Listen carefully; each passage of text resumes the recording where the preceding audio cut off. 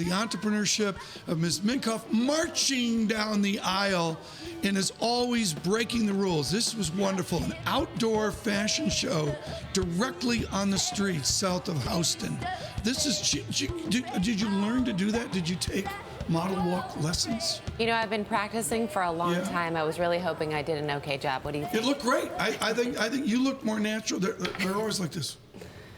I told them, don't be serious. I said, have fun with it. Look like you had a great night the night before and you're still thinking about it. I was walking the streets a few days ago saying Fashion Week is different now than it used to be. It used to be a lot of money spent and a struggle within luxury to stand out. And now it seems almost more subdued and more tactical and more surgical about getting the brand out as you go from city to city. What is the view this year of New York Fashion Week? I think the view this year is some people are still figuring it out. We know our model, it's see by wear, it's runway to retail.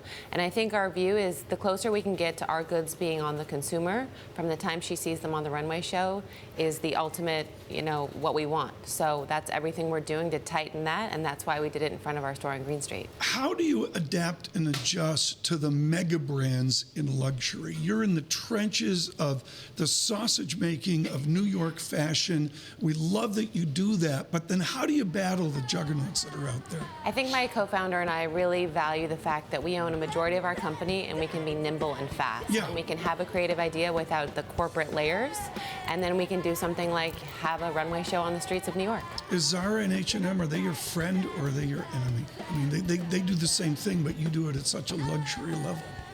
Well, I'm happy to say that with See by Wear, no longer can they copy us. So we get it actually to our consumer first.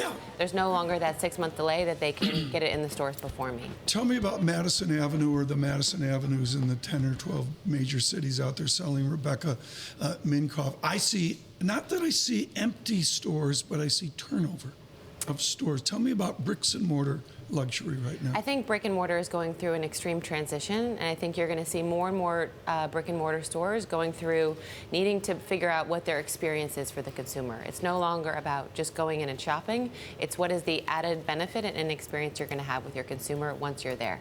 Well, then what do you do with that? What do you do with the battle of luxury and the battle of brick and mortar and the battle of digital? What's your strategic plan forward? I think our strategic plan is we have events twice a week. We do events with me almost twice a month, and I think it's about getting her in there and giving her something that's more than just about shopping. So we do shopping nights, mentorship nights, entrepreneurship nights, where you get to listen to a female speaker, a female entrepreneur, come away with something great, and get your hands. Do you feel like you invented this? I mean, I'll be honest, folks. I mean, as you know, we follow this. We like to talk to Robert Burke and Vanessa Friedman over at the New York Times and that. Rebecca, I feel like you're literally inventing this. Maybe John Vivardos, I would say as well, but you're literally inventing 5 and 6 years ago where everybody's trying to get to right now. Do you feel like that every day? Well, thank you for the compliment. No, but it's true. You're like, okay, what do we do?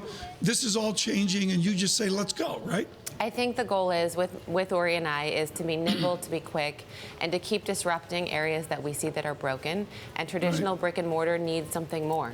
You do charity as well. What is the charity focus in New York City right now for Rebecca Minkoff? So I wanted to end this show with an uplifting message, really just making something that's bigger and greater than fashion itself. So we had these jackets. We partnered with a female street graffiti artist named Gilf, and all the proceeds go to this charity called Not on Our Watch, which is really inspiring millennials to get active, to do things to combat human rights abuses. We don't have time to get to this, but it's great. You're not using the typical runway models, are you? You've got real people. Is that true? We had 4 bloggers actually walk the 4 runway bloggers show. running. Yes. That's great. Is YouTube going to take over the business? I think it's getting its neck in the game. For sure.